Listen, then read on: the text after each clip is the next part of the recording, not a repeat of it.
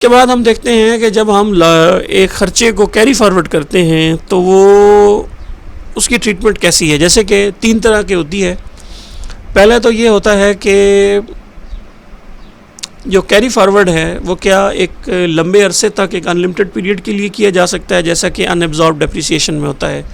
Depreciation या amortisation एक वाहिद ख़र्चा है जिसको अगर वो एडजस्ट नहीं हो रहा, यानी कि एक साल में आपको लॉस आया, 2017 में लॉस था, आपने कैरी फॉरवर्ड किया, उसको अगले साल लेके गए, 2018 में भी लॉस हो गया, उसको आप अगले साल ले जाएं 2019 में, वहाँ पे भी लॉस हुआ, वो ख़र्चा एडजस्ट नहीं हो रहा।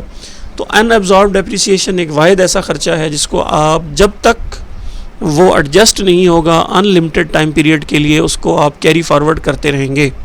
जबकि कुछ खर्चे होते हैं कुछ हेड्स के अंदर या कुछ इनकम्स के अगेंस्ट जिनको आप 6 साल के लिए कैरी फॉरवर्ड कर सकते हैं। अगर 6 साल तक वो एडजस्ट नहीं होते तो वो ख़त्म हो जाते हैं। उसके बाद कुछ खर्चे होते हैं जिनको आप अनएडजस्टेड लॉसेस होते हैं जिनको आप कैरी फॉरवर्ड नहीं करते। ये कुछ हेड्स के खर्चे होते हैं, ये आगे जाके हम देखते हैं, जो कि सेक्शन 11 के अंदर आपको पता होगा कि 5 हेड होते हैं इनकम के। उनमें कुछ हेड के जो खर्चे होते हैं इनकम के जिनको आप कैरी फॉरवर्ड नहीं कर सकते, कुछ को आप कर सकते हैं और कुछ को आप 6 साल के लिए कर सकते हैं और कुछ अनलिमिटेड पीरियड के लिए होते हैं। तो ये हम आगे जाके क्लासिफिकेशन ध्यान से देखते हैं। उसके बाद एक एग्जांपल है, ये इलस्ट्रेशन मैंने एक बनाई थी आप लोगों के लिए कि अगर हम देखते हैं कि एक बिज़नेस लॉस है, अगर वो 2013 में अराइज़ होता है तो उसको आप साइमल्टेनियसली कैरी फॉरवर्ड कर सकते हैं अगले जो है वो 6 सालों के लिए। तो फ़र्ज़ करें यहाँ पे जैसे हमारे पास एक एग्ज़ाम्पल है कि 2013 में ख़र्चा लॉस हुआ कंपनी को, उस लॉस को वो अगले 6 साल के लिए 2014 से लेके 2019 तक, यानी कि 1, 2, 3, 4, 5 और 6, तो 2019 तक वो ख़र्चा, यानी कि फ़र्ज़ करें 2013 में कंपनी को लॉस हुआ तो उसको आगे वो 6 साल के लिए वो कैरी फॉरवर्ड कर सकती है। और ये मैं बात कर रहा हूँ loss due to business transaction की। अगर फ़र्ज़ करें 14 में भी कंपनी खसारे में रही, ये ज़ाहिर है वो ख़र्चा यहाँ भी नहीं हुआ एडजस्ट। फिर उसके बाद 2015 में आ जाएं तो यहाँ भी इनकम इतनी ज़्यादा नहीं थी जिसके अगेंस्ट जो है वो पिछले लॉसेस को जो है वो इस साल के लॉसेस आपने पहले निकालने होते हैं। फिर उसके बाद आपने अगर इनकम बचती है तो सीक्वेंस ये होता है कि उससे पहले आपने बिज़नेस लॉसेस जो हैं या loss due to business transactions हैं वो निकालना और एंड पे आपने डेप्रिसिएशन निकालना होता है। तो ये सीक्वेंस है। तो उस सीक्वेंस में अगर आए 15 में आप आए तो 15 में ज़ाहिर है सबसे पहले तो जो 15 के साल के ख़र्चे थे वो लेस होंगे। अगर कोई इनकम बचती है तो उसमें से जो पिछले साबिका जो चलते आ रहे हैं उनको आप करेंगे, और अगर वो लेस करने के बाद फिर भी कोई इनकम बच रही है तो फिर उसमें से आप क्या करेंगे कि डेप्रिसिएशन और अमॉर्टाइजेशन इस साल के और पिछले साल के जो हैं वो लेस करेंगे। तो ये करते करते फ़र्ज़ करें एक ख़र्चा जो है वो एडजस्ट हुआ ही नहीं क्योंकि इतनी इनकम ही नहीं हुई जिससे वो साबिका ख़र्चे लेस हों, तो वो चलता चलता 2019 में भी अगर वो ख़र्चा एडजस्ट नहीं हुआ तो यहाँ पे उसको हम कहते हैं कि डेड लॉस। उसको आप 6 साल से ज़्यादा आगे कैरी फॉरवर्ड नहीं कर सकते, उसको आप यहाँ पे ख़त्म कर देंगे। तो ये लॉसेस हैं। दूसरा इनका रूल ये होता है कि first come first serve basis वाला होता है, ठीक है, कि जो अगर फ़र्ज़ करें सबसे पहले अगर लॉस 2013 का भी कैरी फॉरवर्ड हो रहा है, 14 का भी हो रहा है, तो पहले आप क्या करेंगे कि 13 वाला एडजस्ट करेंगे फिर 14 वाला करेंगे, ठीक है। अगर फ़र्ज़ करें 13 में भी लॉस हुआ और 14 में भी लॉस हुआ तो 13 का जो लॉस है वो तो 6 साल उसके ख़त्म हो रहे हैं 19 में, जो 14 का लॉस है उसके 6 साल कहाँ पे ख़त्म हो रहे हैं 20 में, ठीक है। तो इसी तरह ये लॉस जो है वो आप साथ अपने आप कैरी फॉरवर्ड जो है वो करते जाएंगे। इसके बाद आप देखेंगे कि बिज़नेस लॉसेस जो होते हैं उनको एडजस्ट करने के लिए इस तरह की एक, ये देखें जब आप बिज़नेस कंपनी की रिटर्न खोलते हैं वहाँ पे बिज़नेस के कॉलम के अंदर एडजस्टमेंट की टैब होती है। एडजस्टमेंट में आप करते हैं तो यहाँ पे आप देख रहे हैं कि ये मैंने जो है वो टैक्स ईयर जो है वो 19 की रिटर्न अगर खोली है तो यहाँ पे आप देख रहे हैं कि ये 13 के लॉसेस, यहाँ पे फिर 14 के लॉसेस, अगर 15 के लॉसेस नहीं थे तो आप क्या करते हैं कि हर साल जितने लॉसेस होते हैं उनको कम्युलेटिवली आप क्या करते हैं कि आप आगे कैरी फॉरवर्ड करते जाते हैं।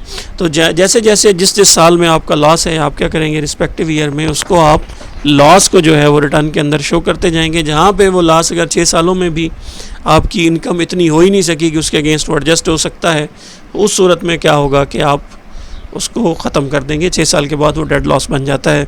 तो मैं उम्मीद करता हूँ कि सेट ऑफ लॉसेस और कैरी फॉरवर्ड ऑफ लॉसेस जो हैं हम क्यों करते हैं, कैसे करते हैं, इसकी जो है किसी हद तक कहानी आपको अब क्लियर हो चुकी होगी।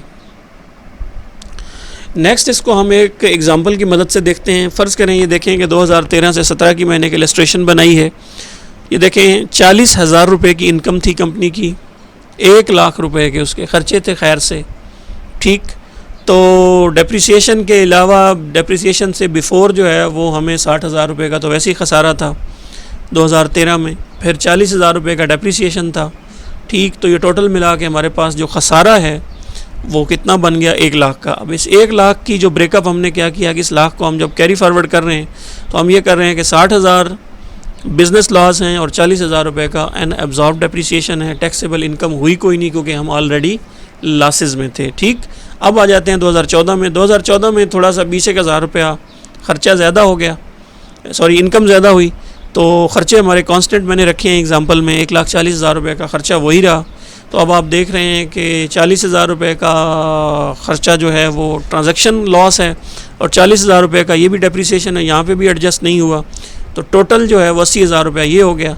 तो अब आप देख रहे हैं कि 60,000 ये था, इसमें 40 इस साल ऐड हुआ और ये 40 ऐड हुआ, तो टोटल जो है वो कंपनी जो है वो कम्युलेटिव अगर हम देखें तो 1,80,000 रुपया जो है वो कम्युलेटिव लॉस के अंदर जा रही है, जिसके अंदर अब अगर आप गौर से देखें तो 1 लाख रुपया लॉस जो है वो 2013 का है और 80,000 रुपया लॉस जो है वो 2014 का है। अब आते हैं एक कंपनी उसी कंपनी का 2015 में इनकम होगी 2 लाख रुपया, ठीक। 1 लाख रुपया जो है उस साल के ख़र्चे थे, सैलरीज, रेंट और ये सारे निकले, तो बाकी 1 लाख रुपया बच गया। 1 लाख रुपये से हमने 40,000 रुपये जो हमारी डेप्रिसिएशन थी वो लेस की, तो हमें इनकम कितनी हो गई, 60,000 रुपया। अब आप देख रहे हैं कि सीक्वेंस क्या होती है कि हम क्या करते हैं कि सबसे पहले डेप्रिसिएशन नहीं लेस करना, जो सबका डेप्रिसिएशन अभी तक एडजस्ट नहीं हुआ था, हम ये वाला ट्रांजैक्शन लॉस करते हैं। तो 1 लाख रुपया ये था, इसमें से ये 60,000 रुपया निकला, तो बाकी हमारे पास जो लॉस बच गया, ट्रांजैक्शन का लॉस, बिज़नेस लॉस जो फ्रॉम ट्रांजैक्शन की हमें रिज़ल्ट की वजह से हुआ, वो 40,000 हमारे पास बच गया और 80,000 रुपया उसी तरह अनएब्जॉर्ब डेप्रिसिएशन हमारे पास बच गया। अब आ जाते हैं 2016 में। 2016 में कंपनी की जो आमदन थी वो मज़ीद थोड़ा सा इजाफा हुआ, 20,000 उसमें से हमने हमारे जो रनिंग खर्चे थे 1 लाख रुपया उस साल के वो निकले, तो 1,20,000 रुपया बिफोर डेप्रिसिएशन। 40,000 रुपया हमने डेप्रिसिएशन निकाला तो हमारे पास कितनी इनकम बच गई, 80,000 रुपये का हमें प्रॉफिट हुआ। उस प्रॉफिट में से हमने सबसे पहले 40,000 रुपया ये निकाला, ये निकालने के बाद हमारे पास बच गया 40,000।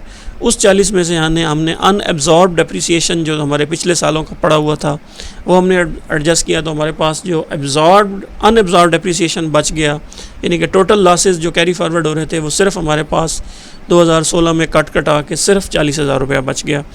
अब आते हैं 2017 में। 2017 में 3 लाख रुपए की आमदन हुई जी, उसमें से लाख रुपया हमारे रनिंग खर्चे थे वो निकले, तो 2 लाख।